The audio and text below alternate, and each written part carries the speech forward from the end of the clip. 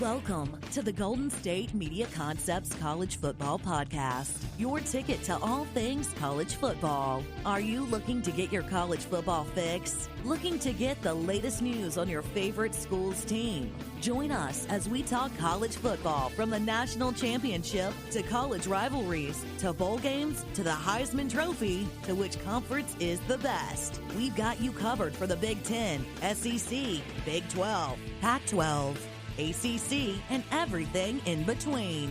Thank you for tuning in to the GSMC College Football Podcast, brought to you by the GSMC Podcast Network. My name is A, and thank you so much for tuning in. I hope you're staying safe amidst the pandemic, and we have got a whole load of things going on just for you, including the college football playoffs. A new champion is crowned, but not exactly how the absolute dominance of the Alabama Crimson Tide has taken over the entire landscape of the NCAA. We also have some exciting news coming straight out of the NFL. Urban Meyer, the newest head coach for the Jacksonville Jaguars, how that can pan out and how Urban can change the direction of that team. At least there have been some talks with former Alabama Crimson Tide quarterback Tua Tagovailoa and his struggles within the Miami Dolphins. Can they move on from him? Will they move on from him? And why might these struggles have occurred? That's all coming up, but let's get right into it with the CFP. A new champion has been crowned. Yes, the Alabama Crimson Tide have won another national championship under Nick Saban. This is honestly not surprising. Arguably, almost without a doubt, the greatest college head coach in NCAA history. Ever since he has come back with Alabama, he has won his 7th overall national championship. He has won his 6th with Alabama ever since taking over in 2007, the reign of dominance. Almost every single or every other year, he gets a new one. And he just gets to add another one to his collection. And let's just start off with this, which is that when you have a team that is largely built off of some sort of legacy, to say the least, or when it's built off of greatness, there's obviously a high bar to set. The expectation is to be just as great, if not greater. You see this in so many sports. You saw this with the New England Patriots just not that long ago. You see this in Duke basketball. Not so much this year, but generally speaking, you see this all the time with an organization that's consistently on the top of the game. Maybe, let's say, in this case, it's the Lakers, as of late, especially with the new resurgence, or the Warriors, Golden State. Teams like that, they're expected to be great every single year because it's what they're built on. And Alabama is most certainly one of those teams. And when you have one of those head coaches who just can find ways to just absolutely dominate every single year in, year out, Nick Saban, Urban Meyer, Bill Belichick. If you want to go a little bit old school, you can even go with some of those guys like, let's say, Tony Dungy when he started off in his NFL career. You can start with Pete Carroll at the tail end of his time at USC. Coach K over at Duke. You have all of these coaches who literally find constant ways to win everywhere they go. It doesn't matter if they are in the NFL. It doesn't matter if they're coaching college. It doesn't matter if they're coaching some other international tournament like Coach K did at the Olympics. Those coaches, when you are just so good at your job, when you're able to effectively communicate to a group of guys who most likely all have really large egos, not just guys, but men as well, it's not easy to do that. But when you have a head coach who's that good at doing that, it makes life a lot easier. And it most certainly has been for Nick Saban. He's won 6 national championships since taking over for Alabama in 2007. 6 national championships in 13 years. That's literally one every other year. And if you look at his track record, it basically is one every other year. And on the years he hasn't won, he either made it to the semifinals or he made it to the finals and lost. No wonder why Alabama won this game so handily. The score doesn't even tell the tale. It's literally 52-24. It more or less just shows how good especially some of their guys are. And if I'm not mistaken, there was a point in the fourth quarter where they subbed out all of their starters and literally put in a bunch of backup skill players. I'm pretty sure Mac Jones, towards the end of the game, just took a seat on the bench, if I'm not mistaken. The dominance has just been unreal from Alabama, and they show it a lot. If you even look in the past couple of years in the draft, who are some of their top players on Alabama? Don't include the quarterback position. It's running backs, it's wide receivers, and it's defense. And they're the ones who showed out the most today. Especially when you look at just how staggering some of these stats were. You know, Ohio State dominated Clemson in the semifinal in the Sugar Bowl. And then Alabama just absolutely dominated Ohio State. In theory, Alabama would have dominated no matter which team you put out on the field with them. Could Clemson have done the same job? Who knows, honestly. I'm not sure. Could Trevor Lawrence have potentially outdueled Mac Jones? Maybe, but we're just not sure. Because of the way that the format of the tournament is just simply laid out, that CFP system, the way it's laid out, it would have not made any difference. And could it have possibly been affected with an 8-team playoff, knowing how Devonta Smith hurt his hand?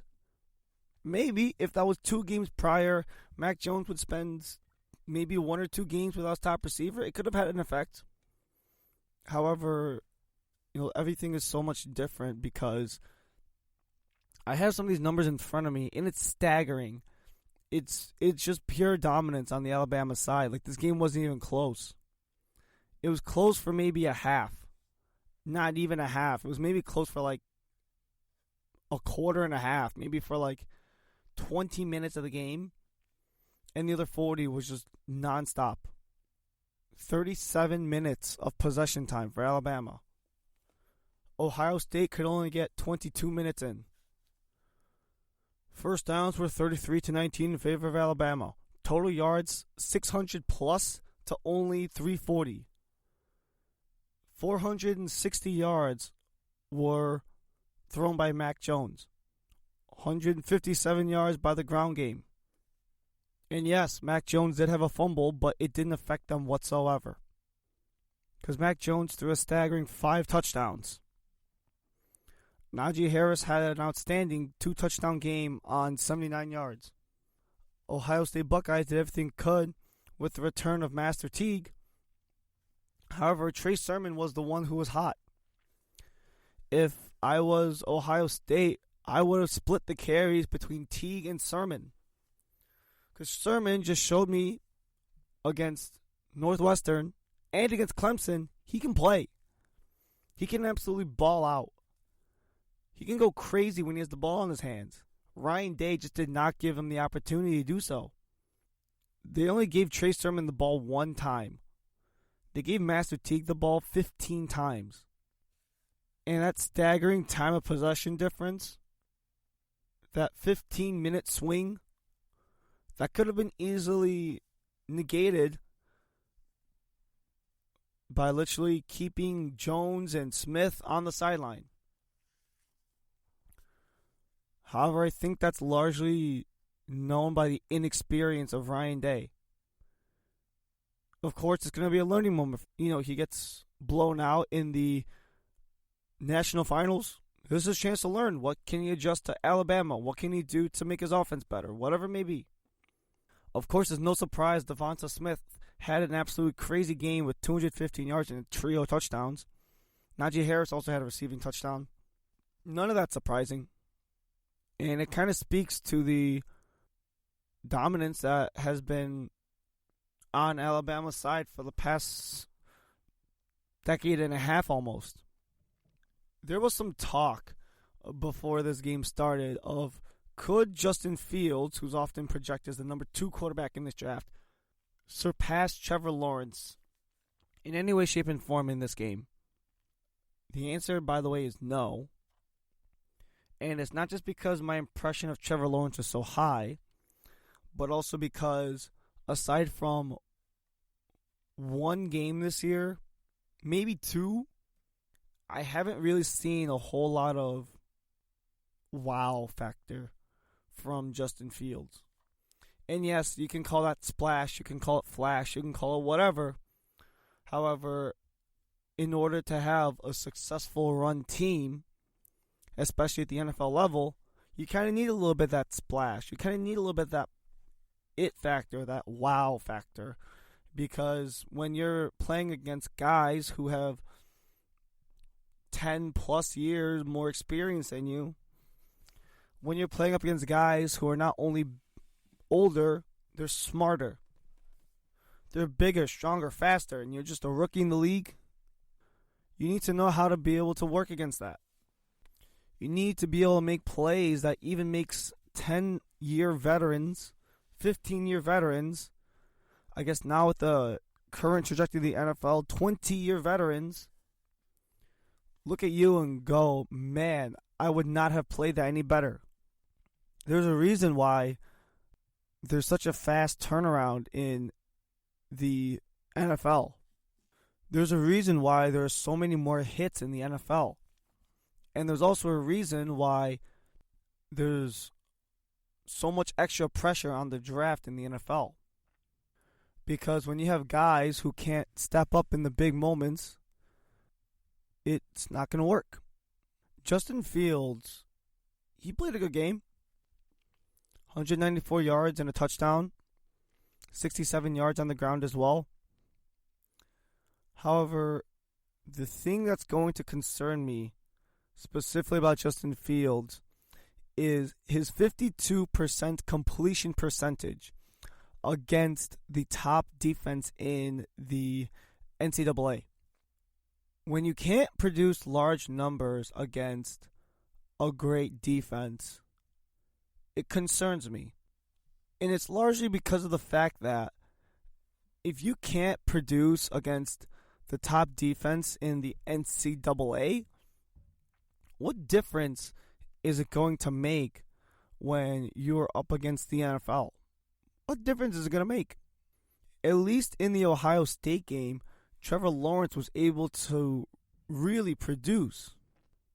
At least on the bright side, Trevor Lawrence was able to get 400 plus yards and a 69% completion percentage to at least give Clemson a chance last week in the Sugar Bowl. A pair of touchdowns in the air for Lawrence. He at least gave them a shot. And he at least put the team on his back and gave it everything he had. But when you're in a similar type of situation and you can only produce under 200 yards and you can barely complete over half of your passes, literally one more incomplete pass attempt for Fields would have resulted in 50% completion percentage on the nose. He was one completion over 50%. That's kind of scary. And when you can't produce that stuff outside of a top NCAA offense, how do we expect to take something like that seriously when it comes time to get in the NFL? Just how? I personally do not know. But we will have to find out when that time comes.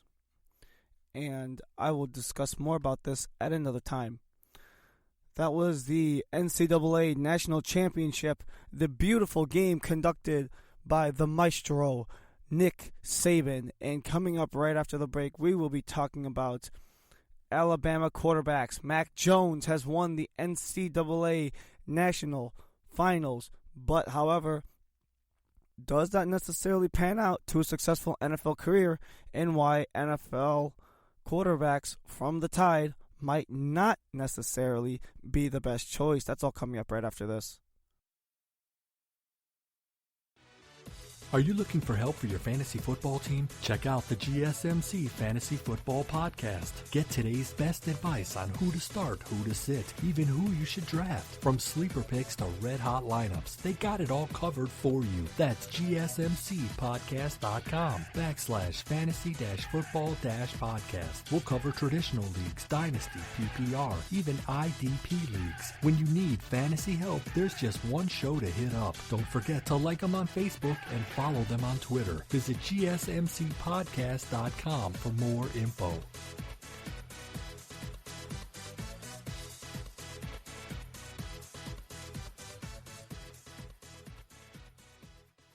Tired of searching the vast jungle of podcasts? Now listen close and hear this out.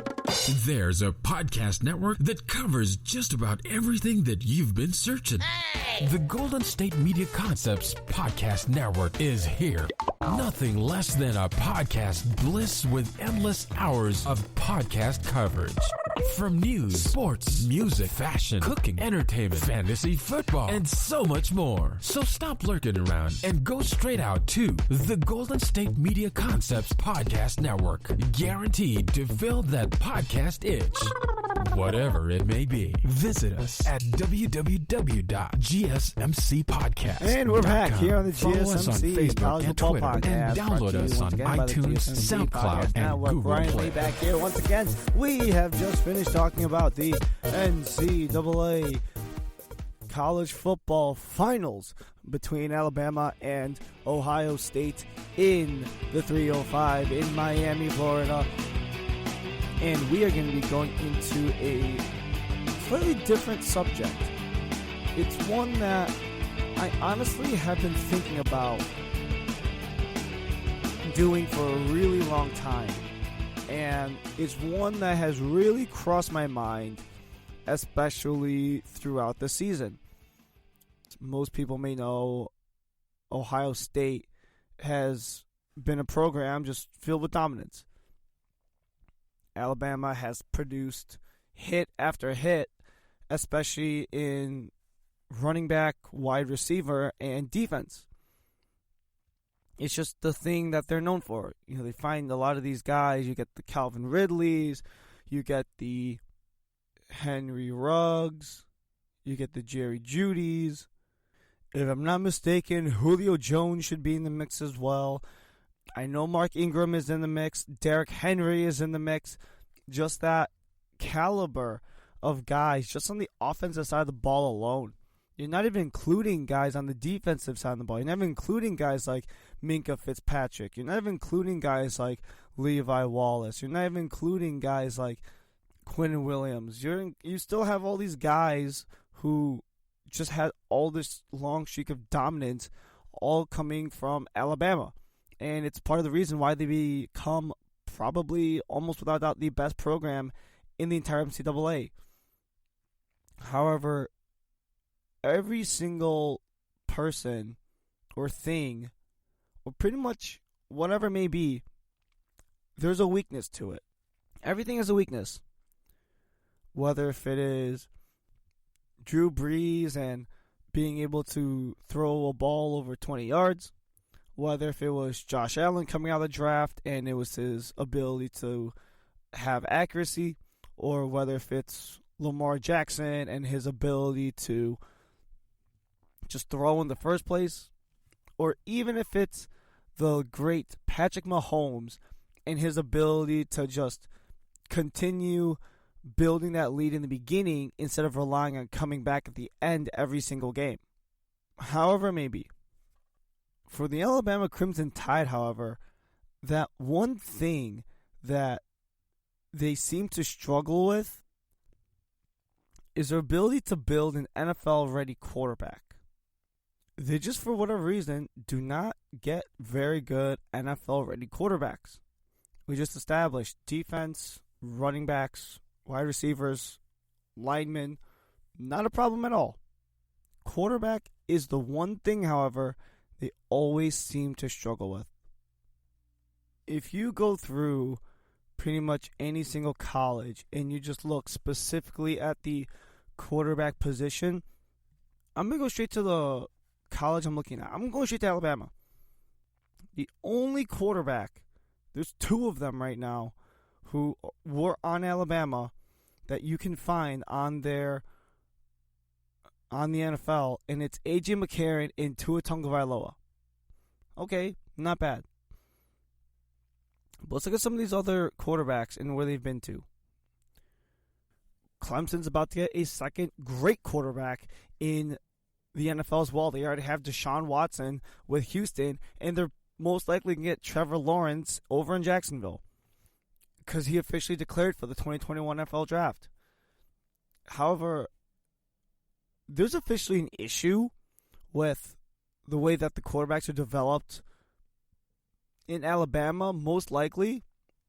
When you have more players in basketball schools than Alabama starting the NFL right now, then we have a bit of an issue. UNC at least has Mitch Trubisky. You have Duke with Daniel Jones. Duke. That's a basketball school. And they have more starters in the NFL right now than Alabama does. You have some of these no-name schools that I never heard of until a certain player got drafted. Like, I never heard of Texas Tech until Patrick Mahomes came in the league. I never heard of Wyoming until Josh Allen came in the league. I never heard of half of these schools before their quarterbacks got in the league. Even a school like Louisville, once again, a little more of a basketball school, has more starters at quarterback in the NFL than Alabama does. If Teddy Bridgewater, who's at least been to some Pro Bowls, and Lamar Jackson, who's won an MVP, versus Alabama, who's got A.J. McCarron backing up Deshaun Watson, and Tua Tagovailoa, a guy who his teammates are not very pleased with at the moment. It kind of speaks volumes to the way that Alabama develops their program, very much on receiving and rushing and defense. But something about what Steve Sarkisian does just does not work at the quarterback position. And maybe even more so now that he's taken the job at Texas. But I'll get more to that a little later. Probably another week. But what is it about the Alabama Crimson Tide quarterback situation where they just don't pan out in the NFL? Well, one of them can be the fact that there's so much NFL-ready talent around them already.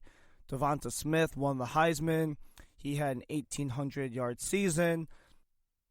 The running back Najee Harris was also a beast, 1,400 yards and 26 touchdowns for him. You know, these guys have just been absolutely beasts for these guys. However, let's completely take the Heisman-winning Devonta Smith out of the equation. Let's say Mac Jones has the exact same production, is just as good, but without Devonta Smith. Okay, then. So then we are talking about a grand deduction of 117 receptions, 1,856 yards, and 23 touchdowns, which, by the way, is insane considering the fact they only had a 13-game season this year. I know this is a little hypothetical. I know that the math doesn't work out perfectly, but let's just do it for the sake of example here. If you completely take out Devonta Smith out of the equation, Mac Jones by himself to every other receiver not named Devonta Smith, he is throwing at, instead of 311 out of 402 for 77%, he's throwing at 194 out of 285 for 68%. Okay, that's not bad. But then you have 4,500 yards for Jones. And then you get rid of Smith, who is sitting at 1,856 yards. You get 2,644 yards for Jones. Okay, that's not bad. And then you divide that by the 194 receptions, and you get about 13 yards per reception, which is pretty good. You know, nothing too shabby about that. And then, of course, we cannot forget about every time that Smith touches the end zone, which was 23 times this year in the air, coming from Jones, who sat at 41. That's 18 touchdowns to any other receiver not named Devontae Smith. 18. You take Jones completely out of the equation. Mac Jones, he's not a bad quarterback, but he also most likely isn't at the same level as some of those other quarterbacks. You could say the exact same thing about when Tua came in the league. Once those defenses go from good to great, and once those players are all in the ballpark of 18 to 22, but start expanding that range from 22 to basically 40, it's a much different game. And that's a large chunk of the reason why Tonga Valoa did not have the greatest season. In his 2 years as a starter in 2018 and 2019, he is throwing at 69 and 71% completion percentage for about 11 and 11.5-ish yards per attempt. And he's also rushing at about 3-ish yards per carry. This past year, Tua with the Miami Dolphins, he went 6-3 as a record, which is pretty good for a starter. Instead of throwing at 69 to 70%, it drops down to 64%. Okay, nothing to complain about there. But then his yards per game has a very significant drop, if anything. His last year, the year where he broke his hip, he was throwing at a rate of about 315 yards per game. And in his junior year, he was throwing at a rate of about 260 yards a game. This year so far with Miami, he's been throwing at a rate of 201 yards per game. So he's going from 260 and 315 yards to 201 yards per game on average. That is a concern. And you can say, oh, Tua's just a rookie. He doesn't exactly know what he's doing. He's so young left in his career. It was only his rookie year. Sure, I'll give him the benefit of the doubt of that. But then let's just talk about how Tua, supposedly this top 5 pick, should have been the Lord and Savior of the Miami Dolphins. The way I saw it, Ryan Fitzpatrick took Miami out of more sticky situations than Tua did the entire year. Most of what was done by Miami this year was not done by Tua, but it was done by Fitzpatrick. He had those moments where he becomes Fitzmagic, and the next day he is Fitztragic. He came in relief for Tua many times, including that win versus the Raiders where Ryan Fitzpatrick was the only thing that gave Miami that win over the Raiders on Saturday Night Football, and even gave them a chance at the playoffs by Week 17. You know, the only other NFL quarterback from Alabama right now is A.J. McCarron. He is a backup. There have been talks of trading Tua. There have been talks of getting him out of the building. Who knows what that's going to result in? Who knows where that's going to come to? But think about some of the top quarterbacks in the league right now. They're not coming from football powerhouses. Actually, let me put it this way. Right now, it is the NFL Divisional Playoff, the day I'm releasing this episode, which is Saturday, January 16th. The divisional round of the NFL playoff starts today. Let's go through each individual quarterback and just talk about where they went to school. Because if you think about the 32 quarterbacks in the league, most likely a lot of them are going to have some turnaround. One of two things happens. They either go to a school where it's very offensive heavy, or they are just a freak of nature talent, or they went to a very small school where the talent around them was not that good, and they were already dealing with not the greatest talent. They were already dealing with not the greatest offensive lines. So they were constantly getting pressure in their face, constantly having to fight their way out of it. And because the receivers just didn't have the speed or the route running abilities to get open, they had to throw into some really tight windows already. So the adjustment into the NFL was not that great. If you look at some of the throws made by Alabama, for example, in the national championship game this year, they're wide open. Not very many contested catches, not many moments what you would say got mossed. Not many jump balls, just wide open, sitting in zones or just outrunning defenders, where you don't get that in the NFL. So let me go through the 8 quarterbacks currently sitting in the divisional round of the playoffs. Let's start off with the AFC. You've got Baker Mayfield, Oklahoma.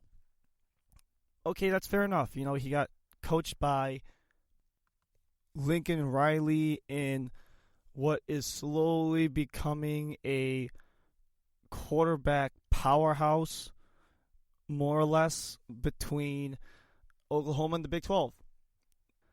And he is going up against Patrick Mahomes, the former league MVP, another member of the Big 12, in a system where just the Big 12 conference as a whole, very offensively driven.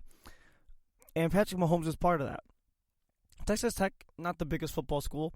There was that game a couple years back between Oklahoma and Texas Tech where Mahomes threw for 700 yards, Baker threw for 500. And then the next game in the AFC, you have Josh Allen of the Buffalo Bills, went to Wyoming. Red shirt throughout the year, had to go the JUCO route because he didn't get any NCAA Division I offers, and he was largely seen as an inaccurate quarterback in Wyoming, another cold weather state in Buffalo.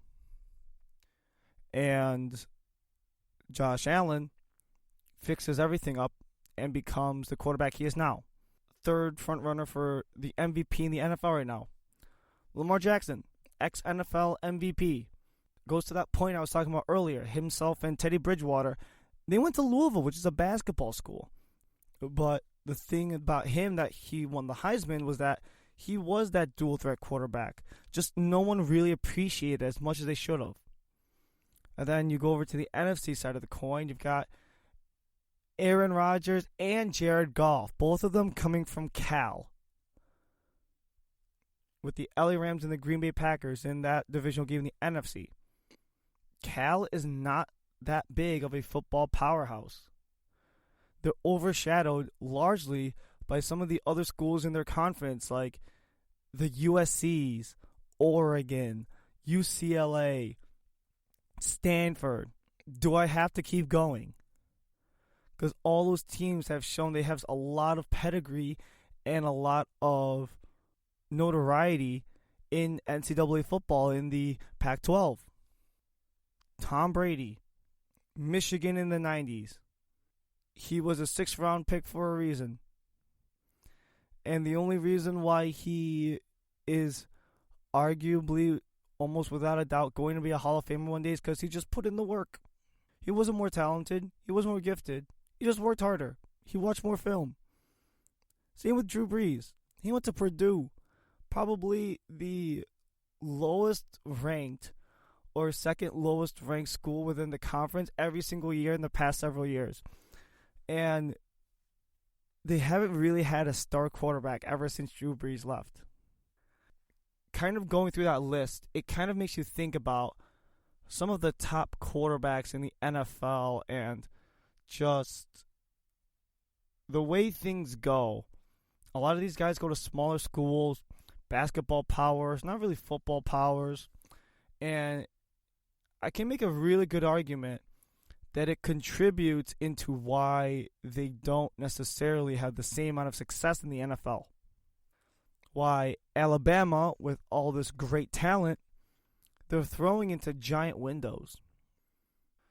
But for some of these other players, they not only have a slightly smaller bullseye, making it so much more difficult to find that target. But when they do find it, and when they do have a rhythm, and they do know how to get there, when they go up to step to the plate, when they go up to or when targets are a little bit bigger, it's a lot easier for them because they know what it's like to deal with the hard stuff, and the easy stuff's even easier. That's why Alabama quarterbacks don't succeed the way I see it. The way that I see it, that's why Jalen Hurts had decent success in Alabama, but elevated his success so much greater when he's switched over to Oklahoma. To me, it is why almost every single quarterback that Alabama has ever had that's gone to the NFL draft has fizzled out for one reason or another. And that's all I got on that. That's going to be all for that segment about why Alabama quarterbacks do not necessarily pan out in the NFL and why it is most likely a result of the talent around them rather than the skill of the quarterbacks themselves. And coming up right after the break, we have got our final segment, a brand new hire in the NFL coming from the NCAA. I might have spoiled who it is at the very beginning, but who is it? Where are they going? And how is it going to affect the trajectory of the franchise? That's going to be coming up right after this. Are you looking for the very best NFL and college football podcast? Then check out the GSMC Football Podcast. Get the latest football news both on and off the field. From the NFL Draft to trades to the rumor mill to the NFL Combines. They got you covered. That's GSMCpodcast.com/football-podcast. Get updates on college rivalries, game day insights, and much, much more. It's football talk the way you want it. This show eats, sleeps, and breathes football. Don't forget to like them on Facebook and follow them on Twitter. Visit GSMCpodcast.com for more info.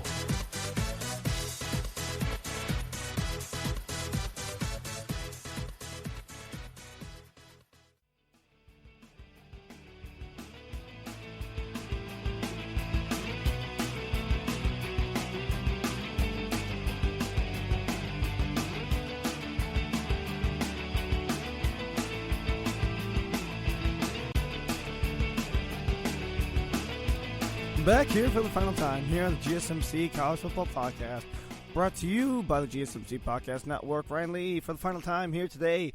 We have been talking about a whole lot of things, including the Alabama Crimson Tide's win over the Ohio State Buckeyes in the Miami for the national finals, as well as why most Alabama quarterbacks tend to not exactly pan out during their time in the NFL. I'm going to go into our final segment of the day. Head coaches in the NCAA and their success in the NFL.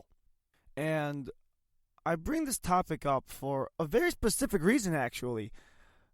And it is because of the fact that Urban Meyer, the great, legendary Ohio State Buckeyes coach, has been hired by the Jacksonville Jaguars as the newest head coach, replacing Doug Marrone, who's been let go after the end of the year. Now, Urban, he spent the last year or two retired from the NCAA game. He has been spending his time on the NCAA in Fox Studios, along with Matt Leinart and Brady Quinn and Reggie Bush. And I don't know why Urban wanted to go back to the sidelines, to be honest, but honestly, I don't blame him for any reason. He wants to go back into coaching, and if I'm not mistaken, this is going to be Urban's first ever stint in the NFL as a head coach. He has spent so many of the past several years in the studios with Fox Sports. He has spent a lot of time, a very long time actually, specifically with Ohio State. He has spent some time with the Florida Gators. He has spent some time with Utah, starting out his career over in Bowling Green. Urban is almost without a doubt one of the best coaches in recent memory. He has won a lot of games, obviously. He has won a trio of national championships. The last 2 years that he made it to the conference title game. He has won a trio of national championships, both with the Gators and with the Buckeyes. And there's nothing short to say of what to say about Urban Meyer. He has had an outstanding season. Now we've seen a lot of guys who have gone from the college game and actually transitioned into the NFL. And we've had many go from the NFL back into the college game because I don't know exactly what it is, but a lot of the head coaches who go into the NFL as a head coach, 9 times out of 10, they are a coordinator under another high-powered coach. We see this all the time. We've seen this with Arthur Smith, who was most recently hired by the Atlanta Falcons. He was an offensive coordinator. Robert Saleh was hired by the New York Jets. He was a defensive coordinator for the San Francisco 49ers in the year they appeared in the Super Bowl. All that good stuff. I was reading this one article, and this is actually a really good article. It's by CBSSports.com. I'm going to credit Taylor Sullivan for this one. It was released about a few days ago. It talks about just the overall history of college coaches transitioning into the NFL. Now, Urban, if you take, let's say his last 5 years at Ohio State. So that's 2018 all the way to 2014. 14, he won the national championship under J.T. Barrett. 2015, he goes 12-1 and wins the division. In 2016, he goes 11-2. 2017, he goes to 12-2. And in 2018, he goes 10-1. And if I'm not mistaken, in 2017 and 18, he made it to the final for the CFP semifinals. Urban knows how to run a team. And Urban knows the strengths and weaknesses of all of his players. One amazing example is that when Dwayne Haskins, the ex-quarterback for the Washington football team, declared for the NFL draft, Urban called his shot. He said, hey, Dwayne is a talented kid. He is very smart, but he has a lot of maturity problems. And what got him cut? Haskins got cut because he went to a club without a mask on in the middle of a pandemic instead of probably being at home watching some film and, getting cocky, going into the stands, taking selfies before his first career win. Bad decision after bad decision for Dwayne Haskins. Urban called it before Haskins even got into the league. He said that Ezekiel Elliott was going to have some behavioral issues before Zeke went into the league. Next thing you know, Zeke is getting suspended for a couple of games. He is spending his off seasons in a holdout 1 year with the Dallas Cowboys before narrowly making the cut into the season. He knows talent when he sees it. He knows how to maximize talent. And he also knows how to evaluate players' personalities and why it's a good thing and a bad thing, even before they even enter the National Football League. And that's something that, for me at least, gives me a little bit of hope for Urban Meyer. Because not a lot of college coaches pan out. Literally, in this article, they refer to the worst case scenarios, including guys like Bobby Petrino, Mike Riley, Bud Wilkinson, and the most recent example, actually still coaching right now at Ole Miss, is Lane Kiffin. He didn't have the greatest head coaching record in the NFL. During his 2 seasons in Oakland, he went 5-15. A 4-12 season, followed by starting off 1-3, then gets let go immediately. And then he transitions back into the NCAA, where he's been okay for the most part. 66 for 39, which is pretty good. He had a lot of success with Florida Atlantic. Nothing really crazy so far with Ole Miss, 5-5 this past season. Lane Kiffin has some history, but he has had some struggles ever since. And believe me, don't get me wrong, Lane Kiffin has had a lot of great experience. And he has been under a lot of coaches. He's worked with Nick Saban. He's worked with Pete Carroll. He's worked with Tom Coughlin. And he's even brought up some pretty notable coaches as well. Currently, Clay Helton of the USC Trojans, Ed Orgeron of the LSU Tigers.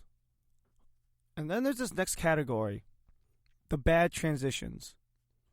They only have two notable names in this bad transition phase, and it is Steve Spurrier, which he hasn't been in the NFL in almost 20 years, but more notably, Nick Saban.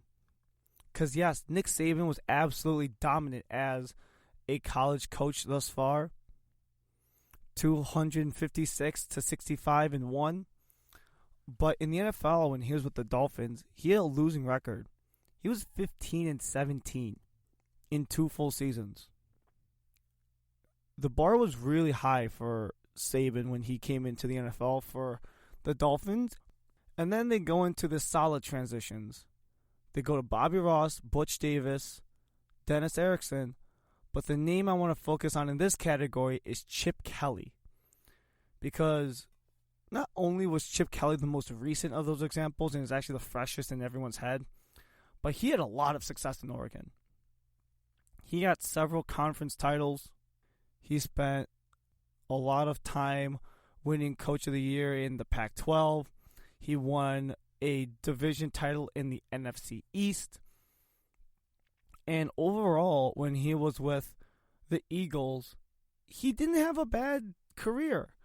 2 10-6s and one-time record of 6-9, which honestly isn't that bad. But with the recent news of Doug Peterson, that might be an ownership thing, but we're not going to get into that. And then Chip Kelly goes into the San Francisco 49ers, goes 2-14, and then he gets fired almost immediately. And then he goes back into UCLA. After that, he spends about a year off, and then goes back to UCLA, where he has been less than great. Actually, his return to the NCAA has actually been bad. He's been 3-9, 4-8, and 3-4. Ever since being with San Francisco, Chip Kelly's career has taken mostly a downturn.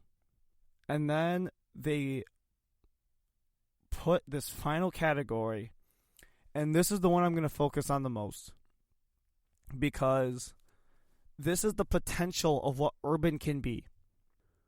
Let's go into the latest example, which was Barry Switzer. He goes from Oklahoma to the Dallas Cowboys in the early 90s. He spent some time with the Jimmy Johnson staff. He goes into Dallas. He spent a couple years coaching there. And actually, he wins a Super Bowl. Super Bowl 30. He also went to the divisional round and the NFC Championship game. He actually ends up having a pretty solid career in the NFL. 40-24. He still wins a Super Bowl. He also had a very solid college career as well. 157-29. He went 5-2 in the playoffs. Barry Switzer had a great career when he transitioned over to the NFL. The next example they give off, because this is the next latest one, it's Jimmy Johnson, the now analyst for the NFL on Fox. But he won a pair of Super Bowls with the Cowboys. He's won Coach of the Year. He has won a pair of Super Bowls. He transitioned from Miami into the Cowboys. And essentially, he is one of the many reasons why the Cowboys became such a household name. He won 52-9 in his entire college coaching career. Is 81-34, which is insane to me, by the way. And he had an outstanding career in Dallas. He won a pair of Super Bowls in an NFC divisional game 3 years straight. And then, of course, you had that dispute with Jimmy and Jerry Jones. And essentially, he cuts Jimmy Johnson and leaves it with an overall record of 44-36. Once Jimmy Johnson had those pieces together, had that triplet of Troy Aikman, Emmitt Smith and Michael Irvin, he couldn't be stopped. And then when he's with Miami, he has a very okay career there. 36-28. Goes to the wild card game 3 times. Goes to the divisional games twice. It's not bad. But a pair of back-to-back Super Bowls and 4 other playoff appearances in a grand total of 9 years in the NFL, that's really good. And he has a really crazy coaching tree. And then let's go into the one latest example he didn't just go from college to the NFL, but the NFL actually back to college. Jim Harbaugh. Now, Harbaugh is very interesting because he is the only coach in this entire list who went from college to the NFL back to college. It's just interesting.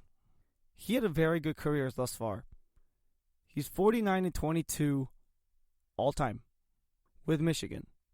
107-49 between Stanford, San Diego, and Michigan combined.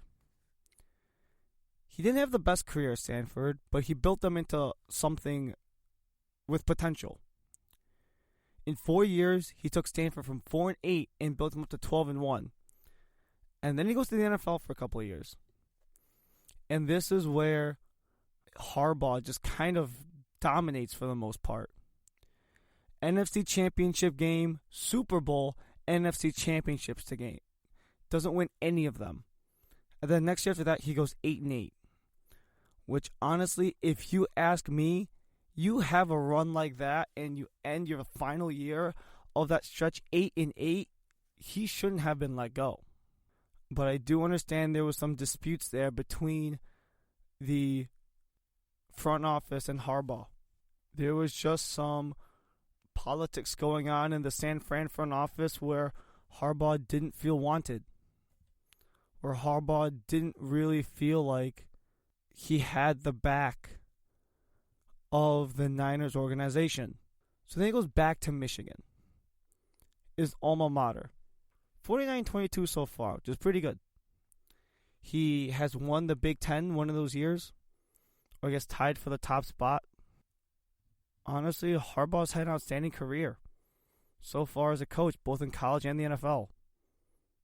Name any other coach who's been to the NFC Championship game 3 times, including the Super Bowl.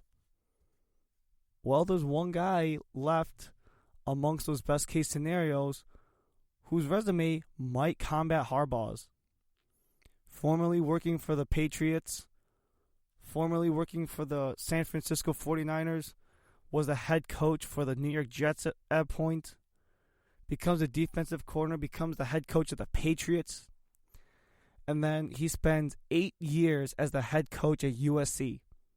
And then once his time in USC is up, he goes back into the NFL and takes the Seattle Seahawks and makes them an absolute juggernaut year in and year out. I, of course, am talking about the head of one of the greatest defenses of all time in the NFL, the Legion of Boom, Pete Carroll. He won the conference title in the SEC every year for 7 years straight, from 2002 to 2008. He won a pair of national championships in 2003 and 2004. It could have been 2005, but they lost to Vince Young, who had an absolutely crazy season that year. He is 97-19 all time with his time at USC. However, the NFL, Pete Carroll has gone absolutely nuts. Even before he got Russell Wilson, he got to the divisional game at 7-9. New England, he's actually had some success there in his first 2 years, 10-6, 9-7, 8-8. He had some success in New England before he had to stop and go back to USC. But ever since he's been in Seattle, he's been outstanding. 112-63-1. Let me list off the records of Seattle ever since Pete Carroll's been there. He's been 7-9, 7-9, 11-5, 13-3 where they won the Super Bowl, 12-4 where they lost the Super Bowl, 10-6, 10-5-1, 9-7, 10-6, 11-5, 12-4. A lot of people want to pin 95% on Russell Wilson, but you can't have good quarterback play without good coaching. Pete Carroll, in my eyes, is the gold standard. Him and Jimmy Johnson are probably like the gold standards of success in the NFL right after coaching. And Barry Switzer also had great success as well. Barry Switzer, Super Bowl his second year as an NFL coach. Jimmy Johnson, it took him 4 years, but he still got there eventually. And Pete Carroll, it was his 4th year as well, after coming back to the NFL from USC, but nonetheless. With the addition of Trevor Lawrence as well as Urban Meyer, we're going to have to wait and see, because this is either going to be a match made in heaven or it is going to be two heads colliding. And it's going to be so crazy to see what Urban's going to do with his time in Jacksonville. But we just know he's been hired, and we already know what can happen. Now we just have to learn more and figure out what goes next. Well, that's been it for today. Thank you so much for tuning in. Be sure to come back here next week. And thank you so much for tuning in. Make sure to like us on all your favorite social media platforms, including on Facebook, Twitter, and Instagram. Don't forget to rate us 5 stars and leave a comment. We appreciate it. And be sure to subscribe so you can hear every single show that comes out on all your favorite podcast networks. For all of us here at the GSMC Podcast Network, my name is Ryan Lee. Be sure to come back here next week. Stay safe, and I hope you have a great rest of your night. You've been listening to the Golden State Media Concepts College Football Podcast, part of the GSMC Podcast Network. You can find this show and others like it at www.gsmcpodcast.com. Download our podcasts on iTunes, Stitcher, SoundCloud, Google Play, or anywhere you find podcasts. Just type in GSMC to find all of our shows from the GSMC Podcast Network, from football to basketball, baseball to MMA, and even soccer. You can also follow us on Twitter and Facebook. Thank you, and we hope you have enjoyed today's episode of the Golden State Media Concepts College Football Podcast.